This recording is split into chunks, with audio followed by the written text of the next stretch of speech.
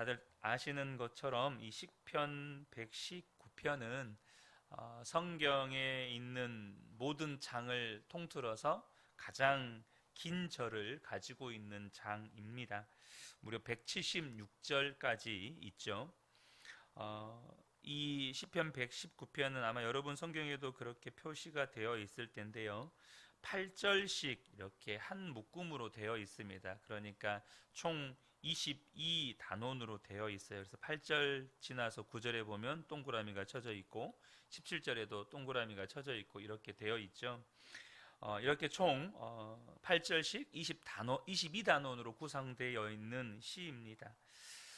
굉장히 긴 시편이지만 이 시편 119편의 메시지는 아주 간결합니다. 아주 간단합니다. 그게 뭐냐면 하나님의 말씀대로 사는 자가 복이 있다라는 것입니다. 1절 말씀에 보면 저는 이제 표준 세번역 성경으로 읽어드리겠습니다. 그 행실이 온전하고 주님의 법대로 사는 사람은 복이 있다라고 말씀하십니다. 이 말씀, 그러니까 이 시편 119편의 주제가 되는 그 행실이 온전하고 주의 법대로 사는 사람은 복이 있다라는 이 말씀을 176절 동안 여러 각도에서 설명하고 있는 시편입니다. 우리 성도님들은 다들 알고 계시겠지만 제가 목회를 하는 동안에 목사로서 제 간절한 어떤 소망, 제가 간절히 기도하는 것 중에 하나는 말씀을 말씀대로 선포하고 또 말씀을 전하는 목사인 제가 말씀대로 사는 목사가 되는 것입니다. 마찬가지로 교회를 섬길 때도 우리 교회와 우리 성도님들이 말씀을 말씀대로 듣고 또 말씀대로 사는 교회와 성도가 되기를 간절한 소망을 가지고 있습니다. 그래서 교회를 섬길 때 늘 무엇을 하든지 성경대로 해보고자 하는 마음이 있습니다. 24시간 예수님을 바라보기 위해서 예수 동행일기를 쓰는데도 또 그렇게 쓰자고 하는데도 이유는 거기에 있는 것이죠. 어떤 경우는 잘 믿어지지도 않고 또 어떤 경우는 성도님들이 잘 반응하지 못하는 경우도 있겠지만 성경에서 그렇게 말씀하고 계시다면 말씀대로 해보자는 것이 제 마음의 중심입니다. 물론 저도 흔들릴 때가 있죠. 아마 모든 목사님들이 가지고 있는 생각일 겁니다. 무언가를 교회 가운데 말씀대로 해보려고 시도를 할 때, 혹은 뭐 꼭 교회 가운데에서가 아니라 또 삶의 현장 속에서 내가 말씀대로 살아보고자 할 때 무언가 잘 되지 않고 또 잘 이루어지지 않고 또 성도님들의 반응도 뜨뜻미지근할 때 제 마음 가운데 흔들리는 것이 있죠. 내가 정말로 하나님의 말씀대로 하고 있는 건가? 내가 지금 제대로 하고 있는 건가? 그런데도 결과가 이것인가? 그때마다 제가 하는 건 뭐냐 하면 혹은 주변 교회나 혹은 주변의 목사님들을 보고 제 자신을 점검하려고 하지 않고 성경을 통해서 제 자신을 점검하려고 합니다. 하나님은 뭐라고 말씀하셨는가? 하나님의 말씀에 비추어서 제 생각이나 감정이 잘못되어 있다면 십자가에 못 박는 것이죠. 하나님이 말씀하신 것이라면 처음에는 더디고 혹은 반응이 없어도 붙잡고 확신을 가지고 나아가려고 합니다. 무엇을 말씀드리려고 하냐면 이처럼 하나님의 말씀에 모든 것을 거는 사람이 목사만이 아니라 성도라는 것입니다. 왜요? 우리가 왜 성도가 됐습니까? 하나님의 말씀을 믿었기 때문에 성도가 된 겁니다. 성도는 필요할 때, 내가 급할 때, 혹은 내가 문제가 생겨서 당장 위기에 닥쳤을 때, 그래서 하나님의 도움이 필요하니까, 하나님의 힘과 지혜와 능력이 필요하니까 그때 말씀을 찾는 사람들이 아닙니다. 성도는 내 생명이 예수의 생명으로 바뀌어버린 사람들입니다. 성도의 양식은 말씀입니다. 그래서 성도는 하나님의 말씀만 붙잡고 이제는 그 말씀이 삶의 원리가 되어서 살아가는 사람들인 것입니다. 하나님의 말씀에 대한 갈망을 가지고 있는 사람이 성도인 것이죠. 오늘 본문의 저자인 시편 기자도 그렇습니다. 20절에 보면 내 영혼이 주님의 율례들을 늘 사모하다가 쇠약해졌습니다. 얼마나 주님의 말씀을 사모했던지 쇠약해질 정도로 주님의 은혜를 사모했다는 것입니다. 여러분, 모세의 마지막 유언의 설교가 신명기입니다. 그때 모세가 뭐라고 이스라엘 백성들에게 설교를 했냐면 하나님의 말씀대로 살면 복을 받고 하나님의 말씀을 버리면 저주를 받을 것이라고 설교를 합니다. 신명기 11장 27절에서 28절을 보면 너희가 만일 내가 오늘 너희에게 명하는 너희의 하나님 여호와의 명령을 들으면 복이 될 것이요 너희가 만일 내가 오늘 너희에게 명령하는 도에서 돌이켜 떠나 너희의 하나님 여호와의 명령을 듣지 아니하고 본래 알지 못하던 다른 신을 따르면 저주를 받으리라. 그러니까 하나님의 말씀대로 살면 복을 받고 하나님의 말씀을 떠나면 저주를 받을 것이다. 이렇게 설교를 하고 있는 거예요. 아마 이 말씀을 모르는 성도님들은 아마 없으리라고 생각이 되어집니다. 그러나 실제로 이 말씀을 믿는 성도는 그렇게 많지 않은 것 같습니다. 하나님의 말씀대로 살면 정말 복을 받는다. 여러분, 그 말씀이 믿어진다면 성경을 안 볼 리가 없겠죠. 여러분, 성경을 안 보는 것을 보면 이 말씀을 안 믿고 있다는 뜻이죠. 하나님의 말씀대로 살면 복 받는다라는 이 말씀이 안 믿어지는 것입니다. 어떤 성도님들 가운데는 안 믿어지는 정도가 아니라 도리어 반대로 생각되어지는 분들도 있습니다. 하나님의 말씀대로 사는 게 너무 어렵다. 하나님의 말씀은 세상에서 통하지 않는 원리요. 하나님의 말씀대로 사는 것은 고생만 많이 하는 것이다. 이렇게 생각하는 분들도 상당히 많습니다. 제가 예전에도 잠깐 말씀드렸던 이야기이지만 제가 첫 사역을 했던 교회에서 전도사 시절에 어떤 모 장로님과 대화를 하는데 그분이 저에게 인생에 대해서 조언을 하신다고 하면서 이런 말씀을 하셨어요. 전도사님, 세상을 살 때 믿음으로만 사라지지 않습니다.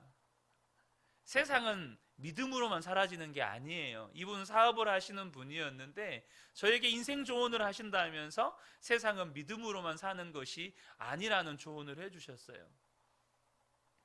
그러면서 하시는 말씀이 전도사님이 세상을 몰라서 그렇게 말씀하시는 겁니다. 여러분, 세상을 그러면 잘 알면 믿음대로 사라지는 겁니까?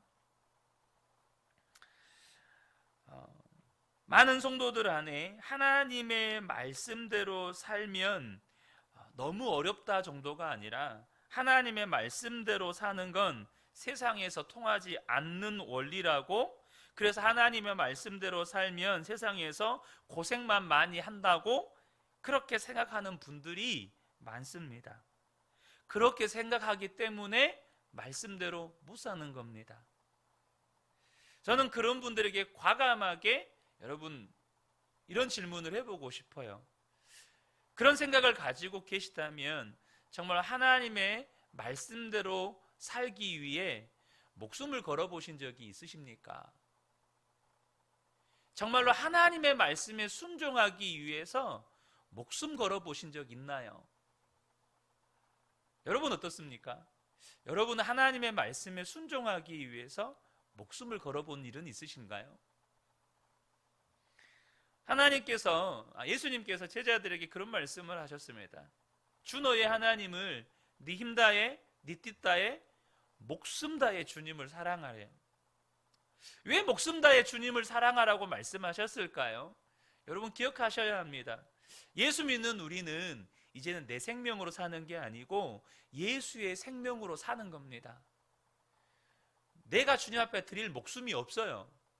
이미 내 안에 있는 생명조차도 예수의 생명입니다. 여러분, 예수의 생명을 주님께서 주셨기 때문에 목숨 다해서 사랑하라는 말은 예수 생명으로 주님을 사랑하라는 겁니다. 다시 말하면 이미 내 안에 예수 생명이 있기 때문에 예수님께서 목숨 다해 주님을 사랑할 수 있도록 만들어 주신다는 것입니다. 여러분, 우리 안에 믿음이 없기 때문에 하나님의 말씀대로 못 사는 거죠. 하나님의 말씀대로 살면 복이 있다는 확신이 없기 때문에 시험이 오거나 위기가 오거나 연단이 오면 하나님의 말씀을 떠나버리는 것입니다. 하나님이 얼마나 좋으신 하나님인지, 하나님이 얼마나 사랑이 많으신 하나님이신지 마음에 확신이 없으니까 하나님 앞에 내려놓지를 못하는 겁니다. 어떤 청년은 그래요. 어떤 집회에서 하나님 앞에 정말로 나의 인생을 드리겠다는 헌신과 결단의 기도를 하는 시간이 있었는데 많은 청년들이 눈물로, 믿음으로, 헌신으로 결단을 해요. 그때 한 청년이 이 강사님에게 찾아왔어요. 눈물을 흘리면서 이야기를 합니다. 저는 외무고시를 준비하고 있는데 하나님께 내 삶을 드리겠다고 하면 외무고시를 포기하라고 할까봐 도저히 못하겠습니다 하고 그냥 우는 거예요. 그 안에 정말 하나님이 좋으신 하나님이신지, 정말로 하나님이 사랑이 많으신 하나님이신지 믿음이 없는 겁니다. 그래서 말씀을 알지만 말씀대로 결단이 안 되는 거예요. 아이들이 어린데도 어떻든지 하나님의 말씀대로 살려고 하는 것을 보면 우리 마음 안에 이런 생각이 듭니다. 이 아이는 하나님이 정말 크게 쓰시겠다. 여러분, 그런 생각 안 드십니까? 얘가 10대 어린아이인데 하나님 말씀대로 살려고 하는 모습을 보면 정말 이 아이는 하나님이 크게 쓰시겠다. 제가 우스갯소리지만 제가 초등학교 6학년 때 높은 데서 떨어져서 허리를 다친 적이 있어요. 중학교로 올라갔는데 이 마룻바닥에서 예배를 드리는데 허리가 너무 아프니까 이렇게 우리 양반다리라고 하죠. 행감을 치고 못 알아듣는 거예요. 그래서 예배 끝날 때까지 허리가 아파서 무릎을 꿇고 앉아서 예배를 드렸는데, 무릎 꿇고 앉으면 이렇게 다리 저리잖아요. 근데 허리 통증이 너무 크니까 무릎을 꿇고 끝날 때까지 예배를 드렸어요. 근데 그런 모습을 보신 한 집사님이 저는 허리 아파서 무릎 꿇고 예배 드렸는데 그 모습을 보시더니 얘는 진짜 크게 되겠구나 이런 생각을 하셨다는 거예요. 저는 믿음 때문도 아니었고 딱 한 가지 이유, 허리가 너무 아프니까. 여러분, 우리 안에 그런 생각을 해요. 반면에 어떤 아이가 말씀대로 안 하고 말씀대로 안 살고 막 자기 마음대로 살아요. 그럼 우리 안에 어떤 마음이 듭니까? 얘 이러다가 큰일 나는데, 이런 생각 듭니다. 근데요, 하나님의 말씀대로 잘 살아야 잘 산다는 것을, 이런 생각을 하고 있다는 건 다 너도 나도 다 알고 있다는 겁니다. 하나님 말씀대로 살아야 복 받는다는 걸 다 알고 있다는 뜻이에요. 근데 여러분, 이건 우리 자녀들의 문제가 아닙니다. 우리 자녀들의 문제가 아니고 나 자신의 문제입니다. 이제부터 내 남은 생애를 어떻게 살 것이냐, 자녀들에게 하나님의 말씀대로 살라고 말할 것이 없이 나 자신이 이제부터 주님 앞에 서는 그날까지 하나님의 말씀대로 살아야겠다는 분명한 마음이 있어야 된다는 겁니다. 여러분, 죽을 때 가서 정신 차려서, 그때 가서 깨달아서 내가 하나님 말씀대로 살 걸, 이게 무슨 소용이 있느냐는 거죠. 시편 119편을 다 읽어보면 시편 기자가 정말로 어려운 처지에 있음을 알 수 있습니다. 배교자들이 시편 기자를 공격하고 심지어 이 시편 기자는 죽을 위기에 처해 있었습니다. 이런 위기의 상황에서 하나님께서 시편 기자에게 뭘 말씀하시냐면 더욱더 철저하게 하나님의 말씀대로 살라고 명령을 하십니다. 여러분, 위기 때 하나님이 이런 말씀 해주시면 좋겠잖아요. 내가 너 편이다. 내가 너를 구해주겠다. 내가 너를 보호해주겠다. 이런 말씀 해주시면 딱 좋지 않겠습니까? 근데 시편 119편을 보면 시편 기자에게 하나님의 말씀대로 살라고 명령하시는 거예요. 4절을 보겠습니다. 주님께서는 우리에게 주님의 법도를 주시고 성실하게 지키라고 명령하셨습니다.